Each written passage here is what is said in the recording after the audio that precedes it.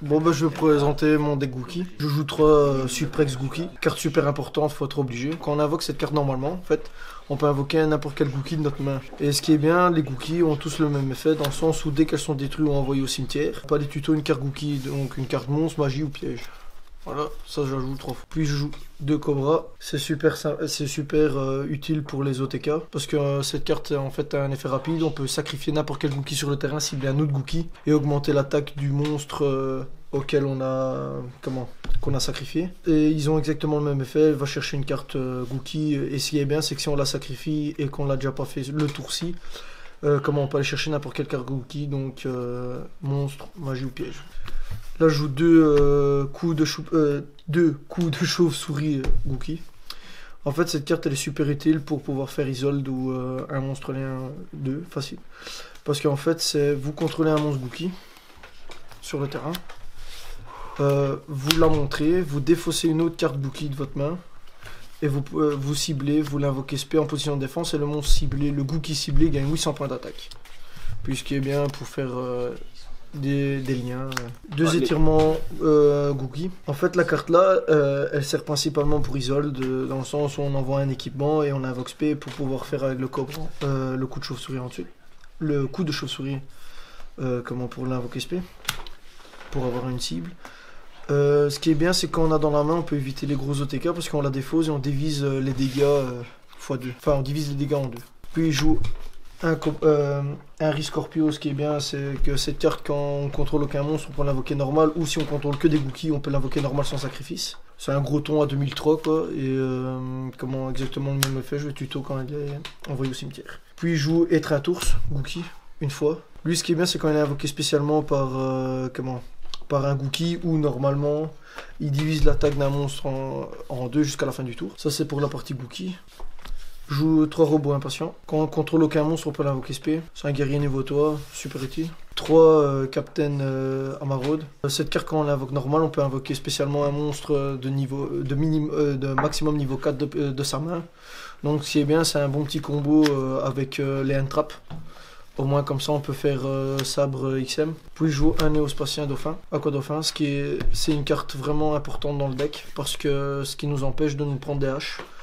Toutes les Entrap en fait, parce que on l'invoque, on utilise son effet, on active son effet, on défausse une carte de sa main, on regarde la main adverse et on défausse des monstres, on cible un monstre sur le terrain et on défausse les monstres qui est dans sa main, qui a qui a des points d'attaque inférieurs au monstre ciblé. Donc si y a une hache drôle ou autre, drôle qui est plus important, on l'envoie au cimetière et le gars perd 500 points.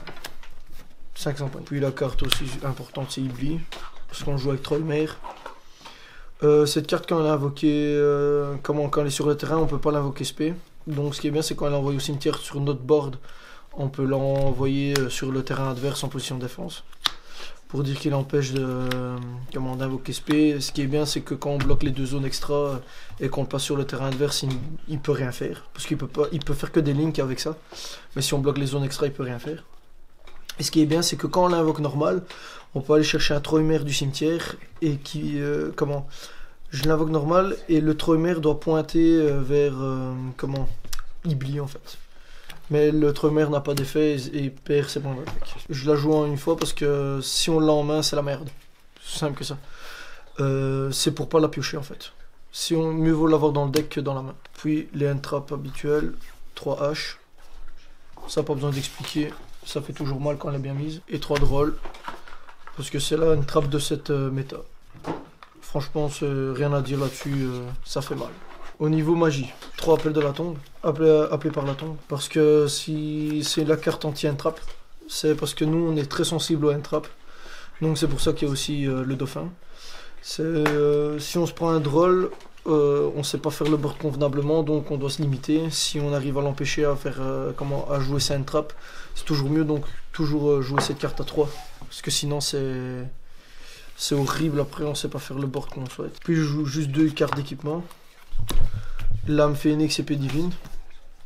C'est la carte maîtresse on va dire. parce qu'elle n'est pas once par turn, on peut la récupérer autant de fois qu'on veut du cimetière en bannissant 2 monstres de type guerrier. Puis je joue l'arme noble, cette carte super utile. C'est limite si on a Twin Twister quoi. C'est en fait, je l'équipe à un monstre guerrier, le monstre guerrier perd 500 points d'attaque.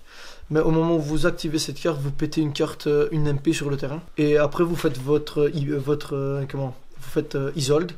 Et cette carte se rééquipe immédiatement sur un chevalier noble. Et Isolde est un chevalier noble, donc on peut répéter une magie. C'est très fort.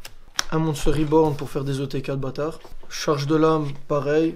Quand on a fini notre board, qu'on a mis par feu ou Cerbère au cimetière où on veut récupérer des links, c'est toujours mieux, même si on paye beaucoup de points de vie, c'est toujours utile parce que quoi qu'il arrive, après l'adversaire sait rien faire. Et aussi une bonne carte importante, la Karmagie Gookie, le Rematch Gookie. En fait, on invoque spécialement 2 Gookies du cimetière de niveaux différents. C'est super utile pour pouvoir faire par feu ou un Link 4. On va passer au piège. Au piège, je joue les chevaliers fantômes de la brigandine des ombres. Des ombrés. Comment cette carte en fait c'est super utile parce qu'on la pose et si on n'a pas de piège dans le cimetière on peut directement l'activer et on a un guerrier en plus niveau 4. C'est plus facile pour faire Isolde et autres. C'est vraiment ça, c'est vraiment qu'à ça. Oui ça c'est bizarre mais moi je joue jugement et avertissement divin. C'est vraiment pour dire que en fait si je joue premier je joue ces 2 cartes là parce que si elles sont sur le terrain ça permet un OTK. Ça permet vraiment d'empêcher l'adversaire de faire ce qu'il veut. Et pour finir en piège, 3 infini. Pour ce qui est bien, c'est que quand on est deuxième, on peut la jouer tour 0. On n'est pas obligé d'attendre la main phase, on peut la faire en battle et tout. C'est super fort, il peut pas utiliser la carte magie, enfin il peut pas activer la carte magie qui est dans sa colonne. Rien à dire, c'est une très bonne carte pour le Gookie. Voilà, je passe à l'extra deck. Je joue un Sabrixem Invocateur, carte super utile. C'est en fait, c'est si on fait si on fait un capitaine en maraude, qu'on l'invoque et qu'on n'a qu'une hache en main, ça permet de commencer le board en fait. Parce que pour faire Ibli, il faut absolument 2 guerriers, donc un guerrier et on va chercher Suprex, qui est niveau 4 de type terre. Et et ça permet de commencer le board sans aucun souci. Comme la Linkuriboh n'est pas sortie encore, voilà la sirène. On peut l'invoquer seulement en envoyant au cimetière un Troimer au cimetière. On défausse une carte, on permet d'invoquer Ibli. Et quand elle est collier, on peut piocher une carte. Ce qui est bien, c'est parce qu'elle sera toujours collier vu qu'on le fait toujours avec pare-feu. Ce qui est bien aussi, c'est que les monstres qui ne sont pas colliers perdent 1000 points d'attaque. Donc si on extra-lock, je rappelle bien, c'est qu'on arrive à bloquer les deux zones extra. Donc voilà, ils perdent tous les 2000 points. Donc les monstres adverses vont perdre 2000 points. Voilà. Puis on joue un phénix. Ça, le phénix, c'est très utile parce que quand il est collier et qu'on joue deuxième, on peut péter une MP sur le terrain plus piocher une carte. Et les monstres ne peuvent pas être détruits au combat. Voilà, tous les monstres colliers ne peuvent pas être détruits au combat. Je rappelle que collier, c'est comme ça. Donc, les pointes se touchent. Avec Phoenix, bien évidemment, moi, je joue 2 Cerbères. Le Cerbère, ce qui est bien, c'est que lui, il va péter, quand on l'invoque par lien, il va péter un monstre invoqué spécialement dans la zone main monstre. Et on pioche une carte aussi quand il est collier. Et les monstres colliers ne peuvent pas être détruits par des effets de cartes. Donc c'est super utile s'il y a un Reigeki qui traîne, un Reigeki sauvage ou un trou noir. Voilà. Puis, entre mers, on joue encore le Gobelin. Le Gobelin est la carte vraiment maîtresse du Troimer, je trouve. Parce que en fait, c'est ce qui va permettre de faire un board assez violent. Dans le sens où cette carte, en fait, c'est on l'invoque, on défausse une carte, on pioche, et on peut faire une réinvocation normale en plus. Donc ce qui est bien avec Ibli, donc je l'invoque sur le terrain, je mets Ibli, je remets Ibli dans sa pointe, et je peux aller chercher soit un Cerbère, ou soit un Phénix, ou une carte Troimer qui la pointe directement. Et tous les monstres colliés à cette carte ne peuvent pas être ciblés. Donc ne peuvent pas être ciblés par des effets de carte, donc monstre ou magie, piège. Puis bien évidemment la carte super importante du Gookie, Isolde. La carte Isolde, c'est en fait, c'est dès qu'elle est invoquée, on va chercher un guerrier. Le seul petit bémol de cet effet, c'est que le guerrier ne peut pas être, qu'on va tuto par cette carte, ne peut pas être joué. Donc, on va utiliser, par exemple, si j'utilisais Sabrixem plus Suprex, je vais aller rechercher Suprex pour dire de la jeter, pour faire comment le coup de chauve-souris, pour dire de l'invoquer spécialement, juste pour la défausser en fait, parce que Suprex ne servira plus à rien ce tour. Voilà, et son deuxième effet qui est bien, c'est le cost, c'est en fait c'est d'envoyer d'une carte d'équipement du deck au cimetière, donc l'âme épée divine, sauf si on l'a en main, on envoie l'autre, c'est pour ça qu'on joue 2 équipements. Et ce qui va nous permettre d'invoquer un monstre au nombre d'équipements, un monstre de niveau au nombre d'équipements qu'on a envoyé. Je m'explique, c'est par exemple si on a envoyé une épée, une carte équipement, on va invoquer un monstre niveau 1. Si on en envoie 2, on va invoquer un monstre niveau 2. Ce qui est bien, c'est que lui, dès qu'on le fait, c'est généralement on l'envoie au cimetière pour invoquer lui. Étreint. Voilà, on va l'invoquer lui en position de défense ou attaque, on s'en fout, c'est juste pour dire d'avoir l'invocation en plus pour pouvoir mieux gérer son board pour pour les Troymer.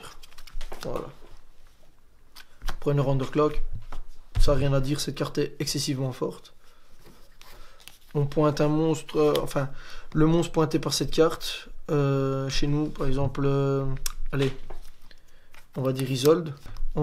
Elle pointe Isolde, ben, on cible Isolde et on va cibler un autre monstre sur le terrain adverse et il va perdre autant de points d'attaque que Isolde a, donc il va perdre 1600 points d'attaque. Ça peut être avec n'importe quel monstre, franchement c'est très très fort.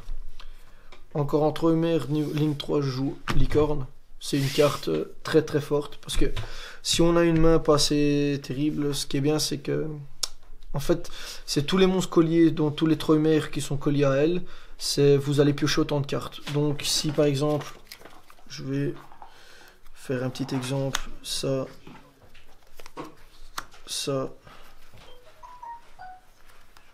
et ça, vous allez piocher exactement 4 cartes. Et ce qui est bien avec Licorne, c'est quand elle est invoquée par lien, on défausse une carte, donc l'âme épée divine, vu qu'on la renouvelle tout le temps. On cible une carte sur le terrain et on la renvoie dans le deck. Donc c'est très fort. Et ici elle est collée, on pioche une carte. Puis on joue Triport, Sorcier Triport, qui est très très fort dans cette méta actuelle avec les Troymer. Parce que quand elle est collier 3, donc collier 3, voilà. Quand ils sont collier 3, il aura droit à 3 effets. Donc le premier c'est les monstres colliers à elle. Par exemple si je tape avec Licorne un monstre qui a 1600, ben, il va prendre il va prendre le double des dégâts, donc il va prendre 1200. Son deuxième effet, c'est je cible une carte sur le terrain et je la bannis tout simplement. Et le troisième effet, qui est un effet rapide, je peux annuler n'importe quel effet de monstre magie piège et bannir la carte. Donc c'est très très fort. Et en plus, si elle est colliée avec Cerbère Phoenix, elle est quasiment limite indestructible. Voilà. Bien évidemment, Pare-Feu qui est la base du deck. Lui, il va faire tout ce qui est invocation spéciale, donc pour pouvoir faire le board. Parce que quand un monstre à côté qui est pointé par cette carte est envoyé au cimetière, vous pouvez invoquer spécialement un autre monstre. Et si par exemple, je vais refaire ainsi, elle est colliée à 3, on peut aller chercher, on peut renvoyer sur le terrain adverse 3 cartes, ou sur le terrain 3 cartes, ou aller rechercher dans le cimetière 3 cartes. Donc généralement, on va chercher Ibli pour la reprendre en main, faire effet avec le gobelin, et voilà. Ça c'est fait. Griffon, super utile. En fait, Griffon, ce qui est bien, c'est qu'elle, quand elle est invoquée par lien, on peut défausser une carte et aller chercher une carte dans le cimetière, une carte magie ou piège, et la poser directement sur le terrain qu'on pourra activer seulement au prochain tour. Donc, ce qui est bien, c'est pour relever jugement, infini ou tout ce qui est warning, ou ordre impérial si on arrive à l'acheter au cimetière. Ce qui est bien, c'est que cette carte, quand elle est invoquée, quand elle est sur le terrain et quand elle est invoquée sur le terrain, tous les monstres qui ne sont pas collés à cette carte invoquée SP n'ont pas d'effet. C'est un skill drain, quoi. Voilà. Et la protection du deck, Borload. Ça, on n'en parle jamais. Enfin, c'est une carte très forte. Elle peut pas être ciblée par des effets de monstres. Quand c'est un effet rapide qu'on peut pas, et que l'adversaire ne peut pas répondre à cet effet, c'est de faire perdre 500 points. Et quand on attaque un monstre, on peut utiliser l'effet de prendre le contrôle du monstre, pointé par cette carte et taper. Voilà.